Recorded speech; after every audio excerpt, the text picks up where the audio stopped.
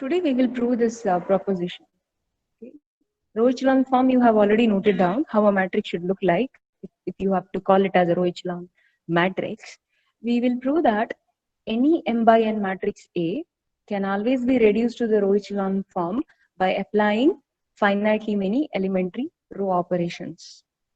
Okay, we have three types of row operations. First one is multiplying a row by a non-zero scalar and adding it to another row. Second type is interchanging of two rows. And the third one is multiplying one row by a non-zero scalar. So using any of these three elementary row operations and using them finite number of times, given matrix can always be reduced to the row echelon form. That we are going to prove. And if you remember the matrix which I had asked you to perform row reduction, I had given one matrix and asked you to apply row reduction to that matrix. The final appearance was row echelon matrix, right? It was in the row echelon form. So this proposition says that any matrix can be brought to that form.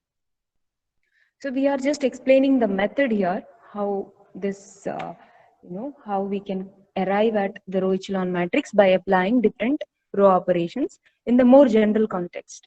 I'm not going to take one particular matrix and say that we can bring it to the row echelon matrix. No, we will take any arbitrary m by n matrix whose entries are not known to us, and then we will use induction on the number of rows. Okay, we will use induction on the number of rows of that matrix, which is m here, and then we will prove that any matrix A can be brought to the row echelon form by using any of the three types of elementary row operations. You can apply them finite number of times.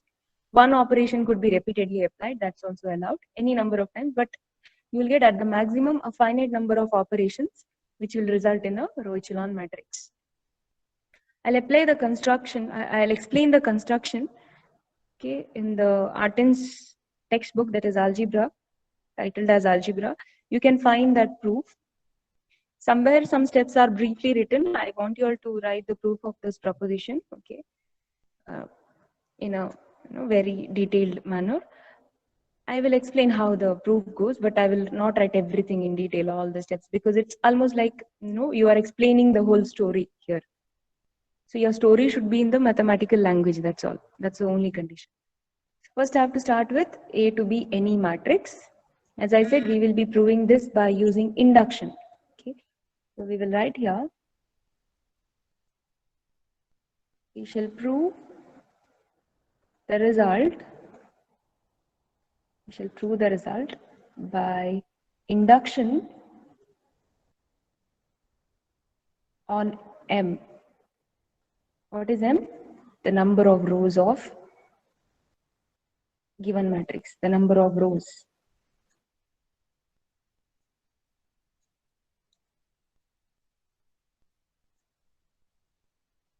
So what is the smallest possible case for M? What is the smallest value that I can take for M if it denotes the number of rows? First value I can assign is 1. 1. Yeah. You cannot have a matrix with 0 rows, so M has to be equal to 1.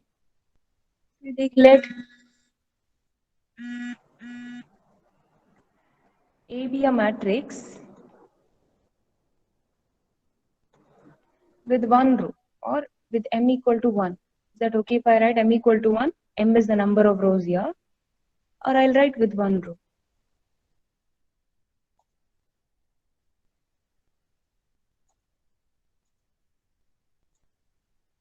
With only 1 row.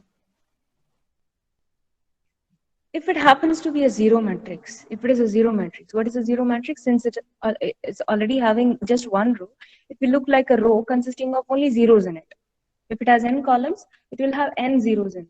So if the given matrix happens to be a 0 matrix, it's already in the row echelon form. Because what is the condition for a matrix to be in the row echelon form? If there is some row which is 0, all rows below that must be zeros. But here in this matrix, there is only 1 row.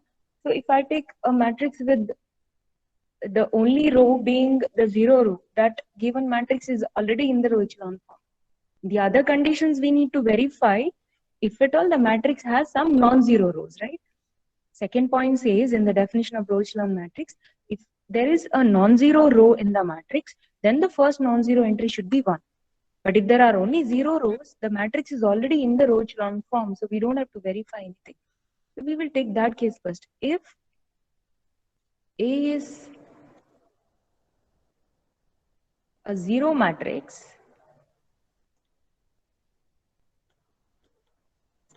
since here it has only one row, it looks like that, all zeros. Okay.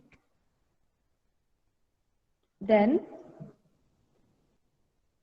A is already in the row echelon form.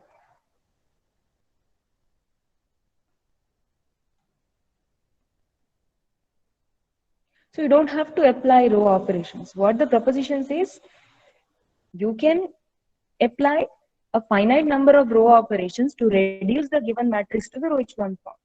But if the given matrix is itself in the row echelon form, you don't have to worry.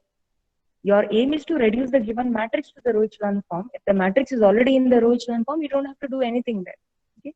Or that finite number of row operations you are applying is 0. You are not applying any row operation at all. So for a 0 matrix, that is a row consisting of zeros, the result is already 2. So the next case is if it is a non-zero row. If A is a non-zero row, that is in this row, which I have taken with only zeros there is at least one non-zero entry present. If A is non-zero in the sense non-zero matrix, then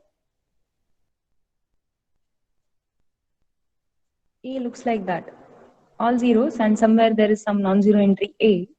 And then other entries, I don't know. They may be zeros or non-zeros. But since it is a non-zero matrix, definitely there is at least one non-zero entry present in it, which I am considering as A. Okay, let A be the first non-zero entry. When you start from left to right, okay, along that row, when you proceed along that row, let A be the first non-zero matrix, non-zero entry.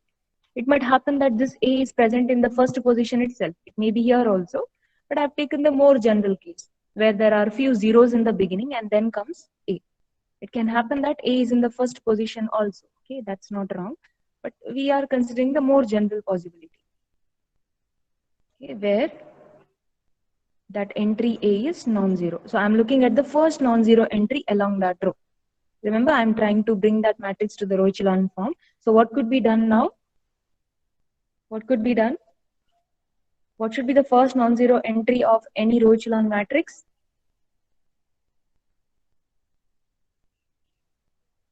What is the first non-zero entry of each row in a row echelon matrix?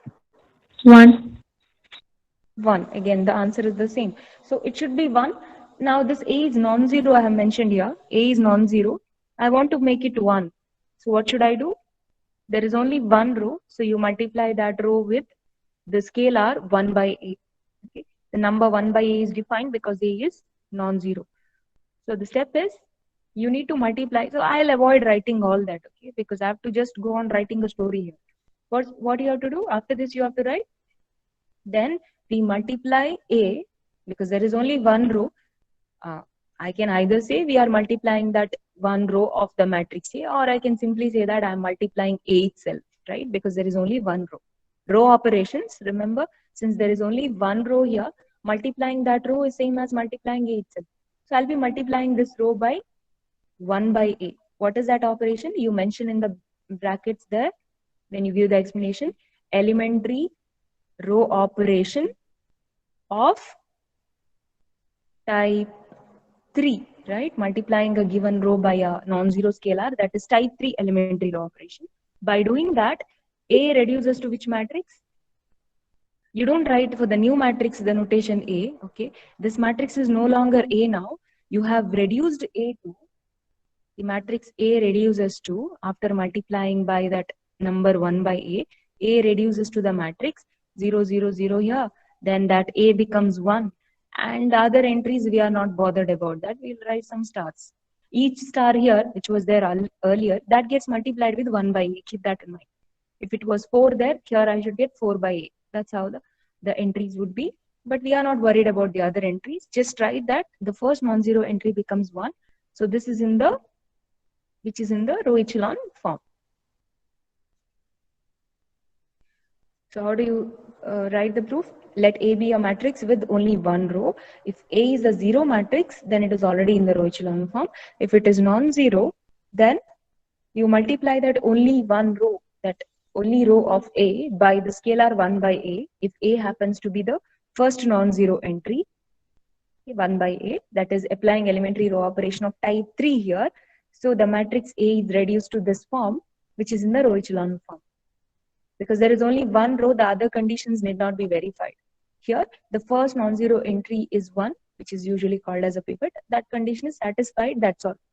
Only if there are rows below that, I need to check that the pivots in the next row are to the right and all such conditions. And entries above the pivot must be zeros and all those. Since there is only one row, this is already in the row echelon form. So what can I conclude now? Therefore, the required result is true in the case when m is equal to 1. Okay, when the number of rows is 1, when m is 1, the result is true. When m is 1, the result is true. Correct? Only when there is one row, zero row case is justified, non-zero case is also justified. In the non-zero case, you have applied just one elementary row operation. So by applying finitely many row operations, a matrix with one row can be brought to the row echelon form. Next, we will write the induction hypothesis.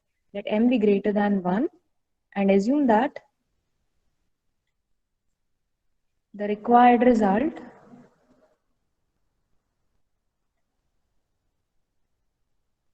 holds for m minus 1. So what do we mean by the required result holds for m minus 1? We are saying that if a matrix A, any matrix say B is given to us which has m minus 1 rows in it, remember the induction is applied on the number of rows, right?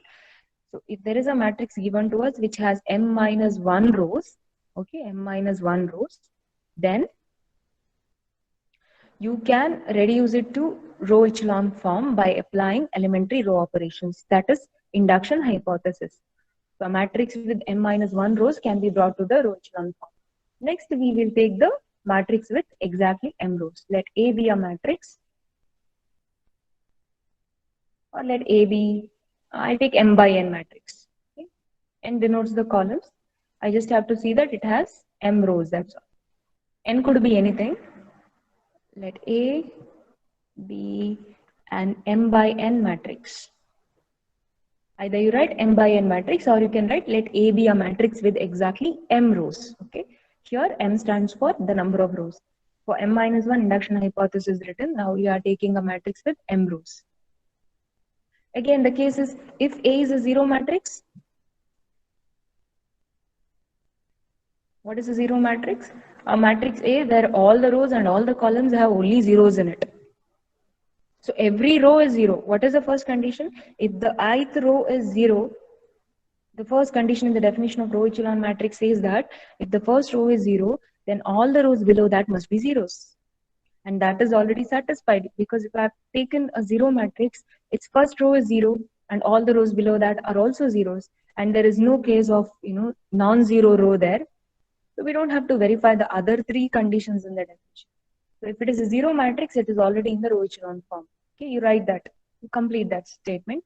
If A is a zero matrix, then it is already in the row echelon form. So the next possibility, let A be a non-zero matrix. What is a non-zero matrix? It should have at least one non-zero entry in it.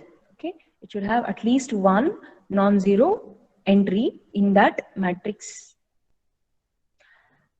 What we'll do is, we will now move along the columns of the matrix A. Okay. You look for the first non-zero column of the matrix A. Suppose I'm taking a 3 by 3 matrix, 0, 0, okay. 3 by 5 matrix I'll take. Minus 1, 0, 0, 0, 2, 0, and 5, 4, 6. So when I move from left to right, which is the first non-zero column of this matrix A? It's a 3 by 5 matrix. Which is the first non-zero column? Is it the first column, second column, third, fourth, or fifth? Which is the first non-zero column? Third column. third one is the first non-zero column because the previous two are zero columns.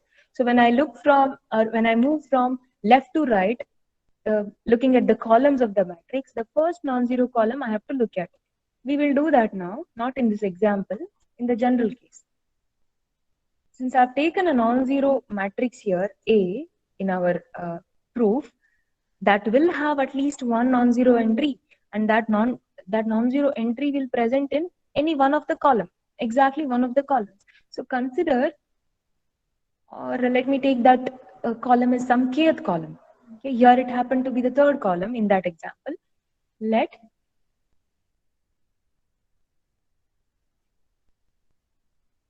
How shall we write it?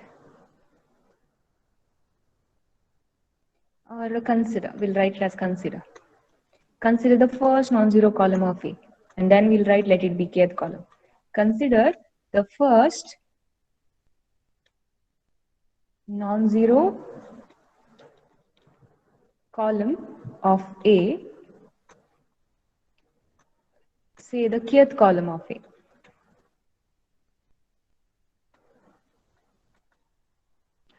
So when I say it's a non-zero column, that column has the first non-zero entry of the entire matrix. So the previous columns are all zeros. Okay, first column, second column, up to k minus 1th column, all of them are zeros because I'm taking the kth column is the first non-zero column. Just like in that example, the first and the second columns were zeros because third was the first non-zero column. Similarly, here up to k minus 1th column, every column will be a zero column. Okay? So say the kth column. In that kth column, find out where that first non-zero entry is. Okay. So suppose our matrix A looks like this. So you have zeros, and I'm separating this first non-zero column there.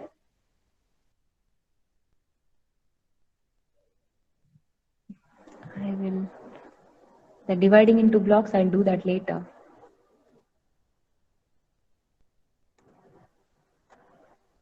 So let this be the kth column.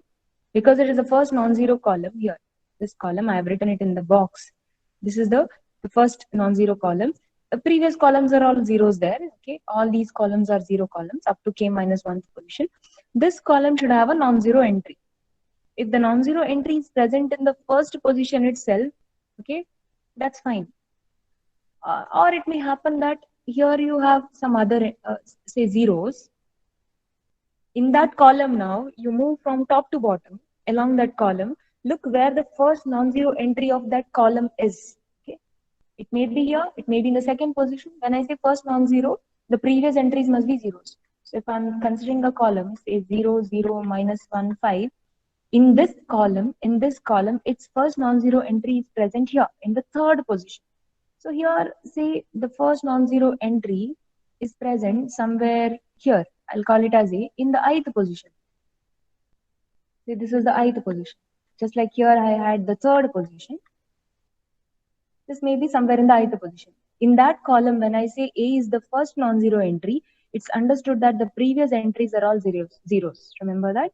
I'm looking for the first non-zero entry of that particular column. Let it be in the ith position. That is, it's present in the ith row of the matrix. Okay? Ith row of the matrix.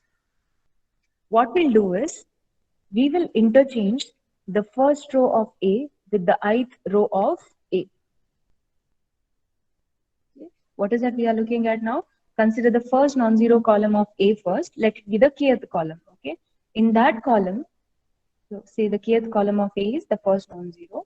Then assume that the first non-zero entry of this column is present in the ith position. What do you mean by ith position? Ith position refers to the position taken from the ith row of A.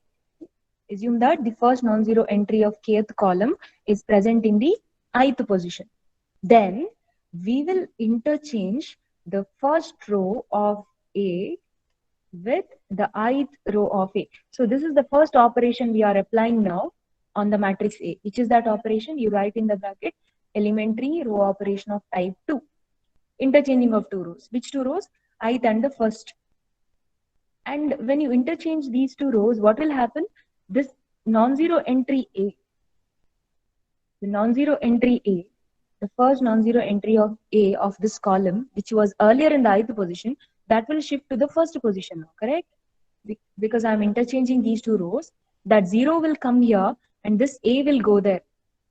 And that is non-zero. A is non-zero. So now in the first row of the matrix A, you will have that first non-zero entry, which was earlier in the ith position. Now you have brought it to the first row position. So you have the first non-zero entry there. So what is the next operation we are going to apply? Can anyone guess? Once I have this A here,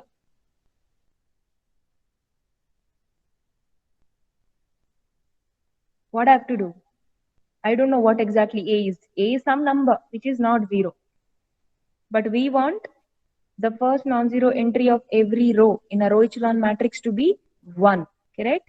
We want the first non-zero entry to be 1. Now, since this A comes here, and I don't know what exactly A is. If A is 1, we are happy. If A is not 1, I have to multiply the first row of A by 1 by A. 1 by A. Yeah, correct. Multiply by 1 by A, right. So after doing this operation, interchanging of ith and the first row, you mentioned there, now the first non-zero entry of the matrix A, that is the number A, is in the 1kth position, is in the first row. You just write it is in the first row. And now we multiply the first row of the matrix A by 1 by A. We multiply the first row of A by 1 by A so that the matrix A will now look like all zeros up to k minus 1th column, zeros here. In the kth column, now this becomes 1. After multiplying by 1 by A, this becomes 1. Other entries, we don't know what are they. Here in the ith position, you have 0. Here also you have zeros, right? Because this ith position earlier was the first non-zero entry, but that got exchanged with the entry from the first row. So this is also 0. Up to ith position, you have zeros. And below that, you can have any non-zero entry possible. And here also, you don't know what are the entries. This is how the matrix now looks like. Here, everything 0. Okay. Here in this column, this was the kth column of the matrix A earlier. Now I cannot write this as A. Remember, this matrix is no more A now. It has been undergone row operations, 2 of them. One is interchanging of rows, and the other one is the third operation, multiplying the first row by non-zero scalar. So up to here you have zeros, below that 1. Okay. Here there may be non-zero entries. Here there may be non-zero entries. And you know that below the pivot entries must be 0. Why is that? If there is a pivot in the next row, in the first row, pivot is here in the kth column position. If any of the next rows have a pivot, they should be to the right side of this pivot, which is already in the kth column. So in the kth column, all entries below this 1 must be zeros now. Up to ith position, we already have zeros there, but below that ith position, there might be some non-zero entries. How to reduce them to zeros? We will do that. Suppose the kth column has a non-zero entry, say I'll call it as some B, okay, in some jth position, where j is going to be greater than I, okay, below the ith row. That is, some jth row has some non-zero entry B there. Then what shall we do? Non-zero entry B is there. I want to make it 0. What could be done? Someone quickly.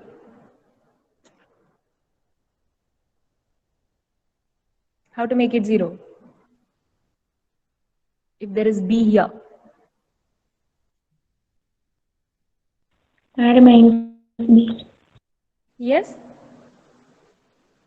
Shatina? Add minus B.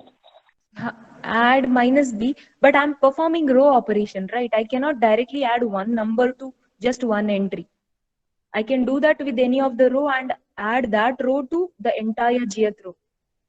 I cannot simply add one number to any one of the entries. So you are almost closer, but I want a row operation. What I have to do? Minus b I have to multiply with the first row. First row. Yes. My first row. Yeah, correct. Multiply row 1. I will not call it as A because it is no more A now.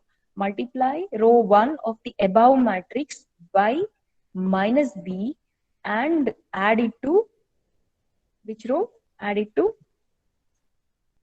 somebody has written, yeah, first row, and add it to the jth row because that B is in the jth position now. Add it to the jth row. This is elementary row operation of type 1. Okay. Multiplying row 1 with minus B and adding it to this row, then this entry will get reduced to 0. Will there be any change happening here to these zeros? Will these zeros get affected? Just a second, I think it is not visible. Here, these, I'm using the pointer now. Will these zeros get affected when I perform this operation, multiplying first row with the minus B and adding it to the jth row? No. No. Why? Because the entries all here up to the k minus 1th column are all already zeros. So when I multiply a 0 with the minus b and add it to the zeros here, they will still remain as zeros. So this block is never getting affected by any of the row operation. Remember, that's why we are applying row operations only, because all above rows are zeros. Whatever operation I perform here to this block, to the entire matrix, you are applying row operations to the entire matrix, but this block is not at all affected. Okay, this block is not at all affected. And we don't want it to be getting affected because we are trying to reduce to the row echelon form. Since the first non-zero entry is here, we want all of these to be zeros. Okay, so we have performed the type 1 row operation also in order to reduce all the entries in the kth column below the pivot to be zeros. Okay, to zeros. So now after applying this operation, the matrix will look like all zeros, zeros here. And what is the kth column? 1 is there in the first position and rest everything is 0 here. And we don't know what are the entries here. And this matrix now we will denote by A dash. We will denote this matrix by A dash and we'll represent in the form of a block matrix so that I can apply induction hypothesis somehow. What we'll do is, I'm writing the same matrix once again. It is the same matrix, zeros. Okay. And there is that kth column which has 1. Now I'm dividing it into 1, 2, 3, 6 blocks. Zeros. Here, this one, only that row is there, this block, I'm going to call it as B. I'll not put stars there, I'll call it as B.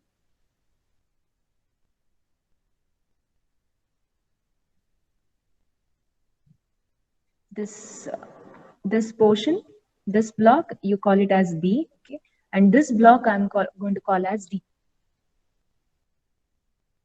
Okay. What should I do? I have written something already. Okay. We'll continue here. So how your matrix A dash looks like? Now A dash is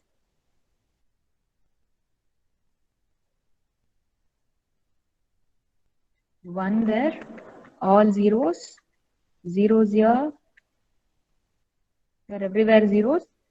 Here this block can have any entry, we don't know how exactly it looks like. We'll call that as D. Okay, it's a row. Okay, it's a row. It will have one row, and how many columns? It will have n minus k columns, if I'm not wrong, because up to here you have k columns, it will have n minus k columns. And this block I'm calling as D. D has how many rows? D has how many rows?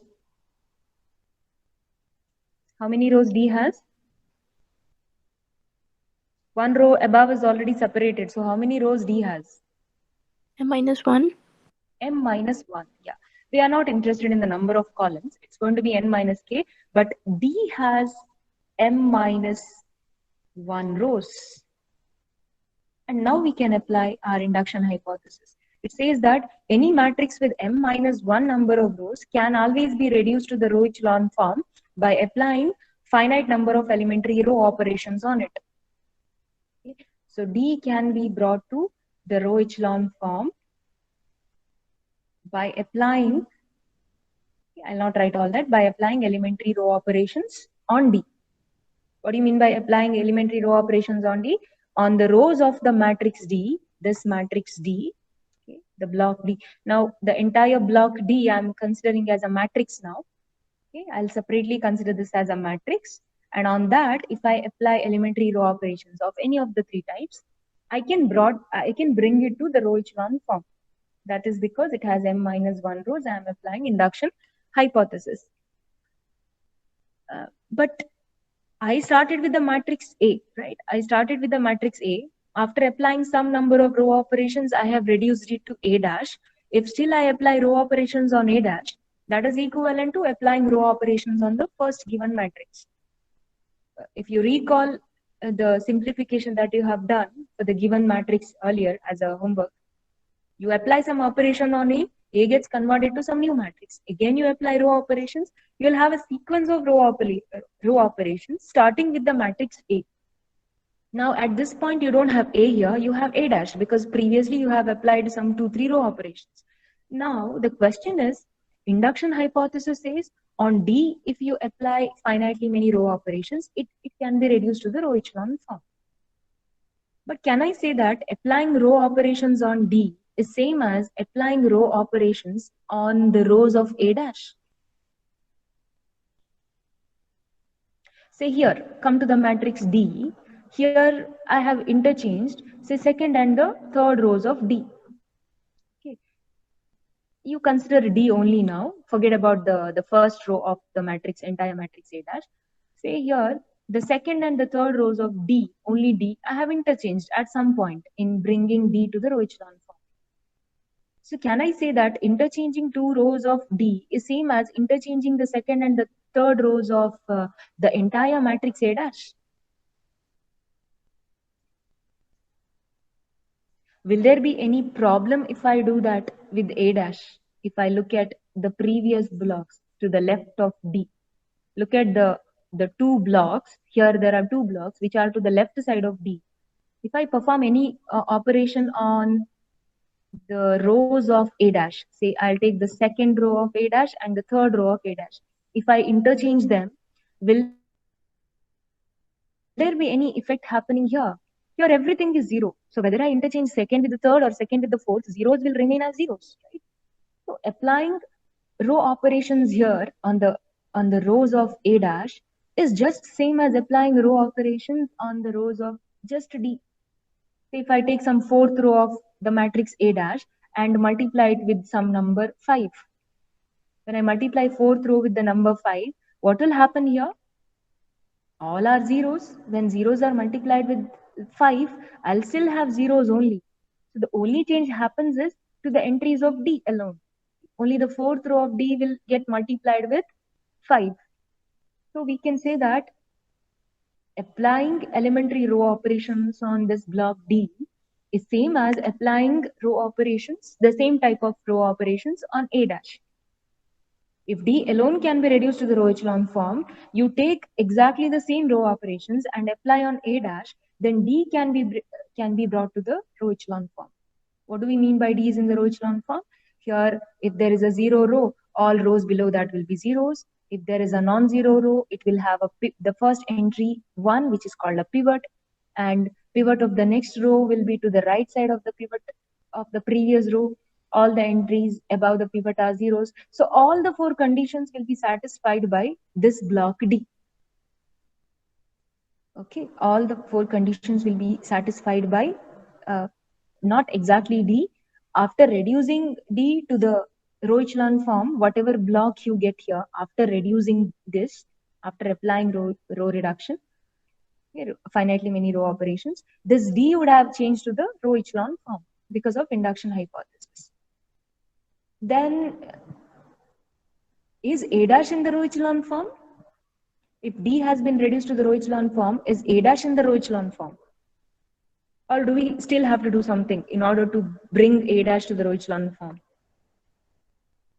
In the first 4 blocks, there is no problem. D also, there is no problem because D has come down to the row echelon form. The problem may be where The problem might be with B, correct? We don't know what is B. Here we have the required structure. D also can be brought to the required form. So this D will also satisfy the required condition. Problem may be in this part of the first row. So we will write. So after writing the general form of A dash, you write D has M rows. So by using induction hypothesis, D can be brought to the row echelon form, and applying row operations on D is equivalent to applying row operations on A dash. So the new matrix now looks like, we call it as A double dash, all zeros, 1 here, all zeros there. And remember, row echelon form is not unique. It should satisfy all the 4 conditions. That's all. After reducing D to the row echelon form, exactly in which position there is a pivot present, exactly how many of the rows are zeros, we don't know anything about that. So we will call it as D dash.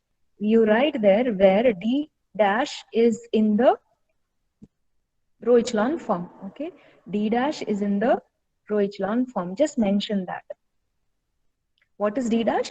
After applying row operation on D, D has been reduced to D dash. That D dash is in the required form. So here, this B might give us some problem. Okay, B, this is B now. It has some entries. If there are all zeros, it's good. Okay, if there are only zeros in B, it's good. That is useful. Then the entire matrix A double dash will be in the row echelon form itself. The problem arises when, say, D dash has a pivot somewhere here. Okay, somewhere here, D dash has a pivot. Okay, there is a pivot. I'll change it. It looks all messy here. So let me change.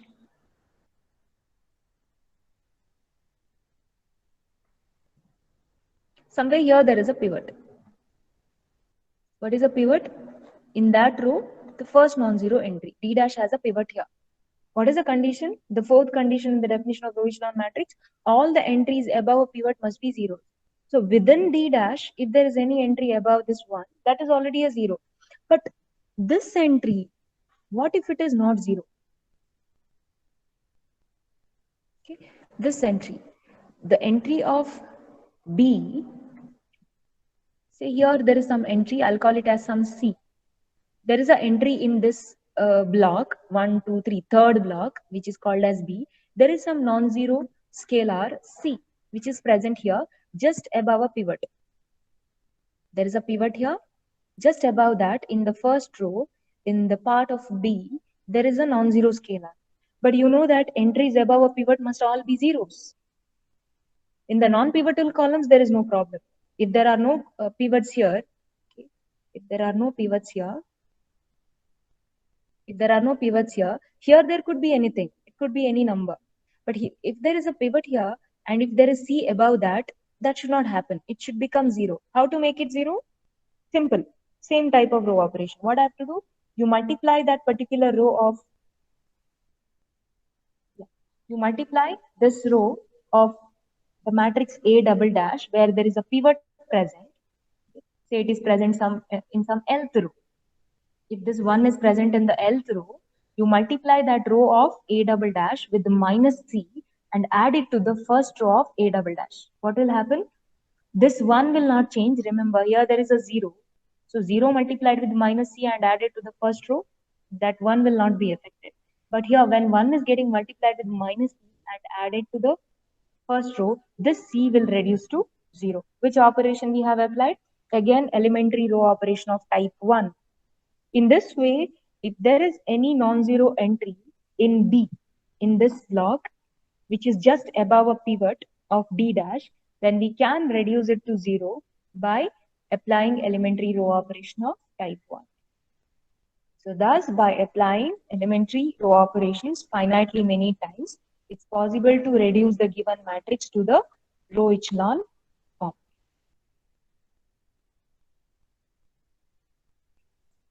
So that's how you make a conclusion. By applying finitely many row operations of any of the 3 types, you can reduce the given matrix to the row echelon form. Order will remain the same everywhere. Remember, m by n is not going to change, but this is how you work. First, justify for a matrix with one row, okay? Then make the induction hypothesis, then take a matrix A with exactly m rows. If the matrix happens to be a zero matrix, it's well and good. If it is non-zero, look at the first non-zero column of the matrix, find out where the first non-zero entry is.